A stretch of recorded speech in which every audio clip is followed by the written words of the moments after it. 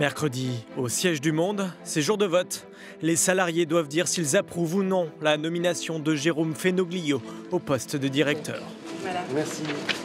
Inconnu du grand public, Jérôme Fenoglio est un pur produit maison. Journaliste sportif, grand reporter, rédacteur en chef du Monde.fr, il a tout connu en 24 ans. C'est aussi le chouchou des actionnaires, le trio Niel, Berger, Pigasse, qu'il a choisi alors qu'il n'était pas candidat. On va compter les enveloppes. Mais pour être élu, il faut obtenir au moins 60% des suffrages. Et très vite, lors du dépouillement, c'est très serré. Oui. Non. Quelques minutes plus tard, le résultat tombe. 55%. Il est pas élu. Une surprise pour toute la rédaction. Ah, le monstre. Personne ne veut s'exprimer face à notre caméra, sauf Alain Beuve-Méry, le petit-fils du fondateur du journal. Ça fait 1 an qu'il attend ses élections et toujours pas de directeur officiel. C'est forcément le début d'une crise de gouvernance, c'est une crise de système, c'est un grand saut dans l'inconnu. Je pense que la nuit va nous permettre de porter conseil. Demain, il y a un journal à faire, mais les équipes sont quand même fatiguées et il va falloir que l'on trouve une solution. Ce désaveu, c'est d'abord le refus d'un projet jugé par une partie de la rédaction trop numérique, au détriment du papier. 2 jours avant le vote, Jérôme Fenoglio présentait justement une toute nouvelle application, la matinale, aux côtés de Gilles Van Cott, le directeur par intérim. Et il le sait, il doit encore convaincre. Cette publication, c'est vraiment celle de toutes les rédactions du Monde, c'est-à-dire autant numériques que celles qui sont tournées encore vers la production du journal papier. La matinale est un mini-journal disponible à 7 h chaque jour. Une révolution pour le journal du soir. Cette appli, elle reflète vraiment le changement culturel que je souhaiterais donner à cette maison en montrant que l'on peut utiliser toute la modernité des supports numériques pour trouver des publics plus larges. Ça, c'était lundi matin. Jérôme Fenoglio s'y voyait déjà.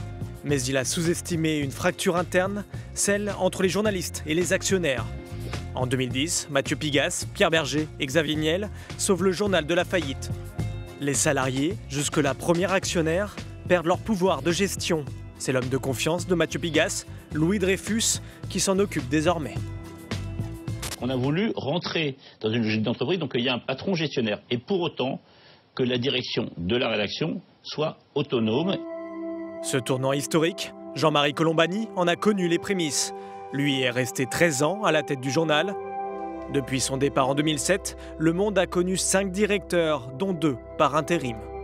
Essayez de comprendre que pour moi, qui ai porté, j'allais dire, l'ultime combat de l'indépendance du journal et qui l'a préservé indépendant jusqu'à ce que je le quitte, l'histoire est terminée avec la vente du Monde, la vente du Monde. Tout change à compter du moment où le journal est devenu la propriété de quelques-uns et n'est plus la propriété de lui-même. Donc ça, c'est une différence essentielle et qui marquera forcément le devenir du journal. Une nouvelle autorité qui ose s'affirmer. Pierre Berger n'en rate pas une pour critiquer publiquement ses journalistes. Dernière sortie en date, lors des révélations du Monde sur les fraudes fiscales en Suisse. Est-ce que c'est le rôle d'un journal, et surtout d'un journal comme Le Monde, de jeter en pâture des noms, des gens? Qu'est-ce que ça veut dire, ça? Pour moi, c'est du populisme, c'est flatter les pires instincts qui soient, et c'est pas pour ça que je suis venu au secours du Monde, et c'est pas pour ça que j'ai permis aux journalistes du Monde d'acquérir leur indépendance. Ça n'est pas pour ça. Dans ce climat tendu, Jérôme Fenoglio ne se représentera pas. Quant au directeur par intérim, Gilles Van Cott, il a démissionné. La rédaction est sans patron. Quel rôle les 3 actionnaires vont-ils jouer? Quelle sera leur influence sur la rédaction, sur le directeur du Monde? Est-ce que ce poste de directeur tel qu'il est conçu est tenable ou pas? C'est un poste très difficile, je crains qu'on aille vers une crise longue au Monde. Une assemblée générale des salariés est prévue demain, avant une rencontre prochaine avec les actionnaires. Objectif, trouver avant l'été l'audacieux qui voudra bien gouverner le Monde.